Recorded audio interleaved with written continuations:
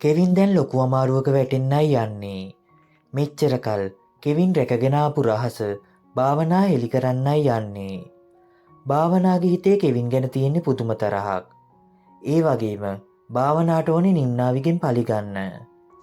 භාවනා හිතාගෙන ඉන්නේ නිම්නාවි කෙවින්ව රවට්ටගෙන භාවනාගෙන් උදුරගත්තා කියලා. ඒත් ඇත්ත ඒක නෙවෙයි.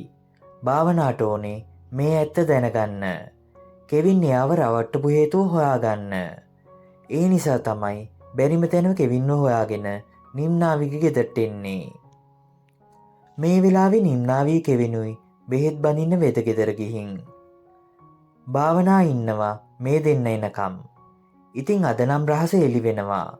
කෙවින් නිම්නාවිගේ උදව්වෙන් ට්‍රීවිල් එකෙන් එළියට බහිනකොටම භාවනා දකිනවා. දැන් කෙවින්ගේ හොරේ භාවනාගේ ඇස් දෙකෙන්ම දැක්කා. ඒත් භාවනා එක සැරේම කෙවින්ගේ හොරේ එලි කරන්නේ නැහැ. භාවනා කෙලින්ම යන්නේ කෙවින් ගාවට. ගිහින් භාවනා කෙවින්ගෙන් අහනවා ඇයි එයාව රැවට්ටුවේ කියලා. දැන් කෙවින්ට කරගන්න දෙයක් නැහැ. කෙවින්ට ඇත්ත කියන්නම් වෙනවා. මේ වෙලාවේ ඇත්තම විස්තරේ නොකිව්වත් කෙවින්ට සිද්ධ වෙනවා භාවනාට ඇත්ත එලි කරන්න.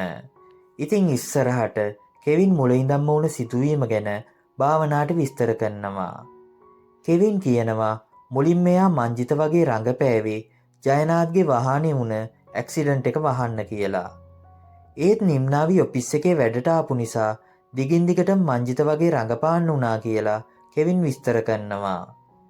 ඒ අතරතුර කෙවින්ට නිම්නාවි ගැන ආදරයක් ඇති වුණා කියලත් කෙවින් තේරුම් කරනවා.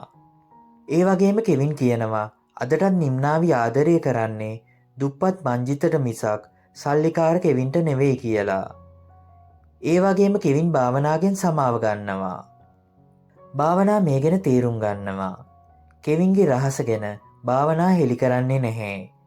ඒත් කවදම හරි කෙවින්ට මේ රහස ගැන නිම්නාවිට හෙළි කරන්නම් වෙනවා. ඒ දවස වැඩි ඈතක නෙවෙයි. ඒ වගේම ඉස්සරහට නුරාන්ගේ හොර වැඩ ඔක්කොම හෙළි වෙනවා. යහන්ව පොලිසියට කොටු වෙනවා.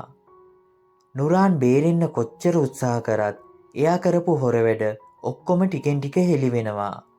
ඉස්සරහට නුරාන් ෆොන්සේකාගෙන් හොඳ පාඩමක් ඉගෙන ගන්නවා. අන්තිමේදී නුරාන්ට වෙන්නේ හිර යන්න. කෙවින් මංජිත වගේ රඟපාපු එක ගැන ජයනාත් දැනගත්තම ලොකු ප්‍රශ්නයක් වෙනවා. කෙවින් ජයනාට්ට තේරුම් කරලා දෙනවා මංජිත වගේ රඟපෑවේ නිම්නාවිට තියෙන ආදරේ නිසා කියලා. ජයනාත් මේක තේරුම් අරගෙන කෙවින්ට සමාව දෙනවා. නිම්නාවිත් තේරුම් ගන්නවා කෙවින්ට ඒ වෙලාවේ වෙන කරන්න දෙයක් තිබුණේ නැහැ කියලා. ඉතින් නිම්නාවි තේරුම් ගන්නවා කෙවින් මෙහෙම රඟපෑවේ Tamanට තියෙන ආදරේ නිසා කියලා. කෙවින් හැමෝගෙන්ම සමාව ගන්නවා. ඉස්සරහට කෙවින් ආපහු කම්පැනි එක බාර ගන්නවා. කෙල්සි කෙවින්ගෙන් සමාව ගන්නවා Taman කරපු වැරදි වැඩවලට. කොහොම හරි ඉස්සරහට නිම්නාවිත් කම්පැනි එකට එකතු වෙනවා. නුරාන් වට්ටපු කම්පැනි එක ගොඩගන්නේ නිම්නාවී කෙවිනු එකතු වෙලා. ඒ වගේම කෙල්සිත් කෙවින්ට උදව් කරනවා වැඩිච්ච කම්පැනි එක ගොඩගන්න. ඉතින් කතාව ඉස්සරහට අමුතුම් පැත්තකට ගලාගෙන යනවා. මේ ගැන ඔයාලට හිතෙන්දේ පහලින් කමෙන්ට් කරන්න. වීඩියෝ එක හොඳ නම් ලයික් කරන්න. ඒ වගේම අපේ channel එක subscribe කරන්නත් අමතක කරන්න එපා.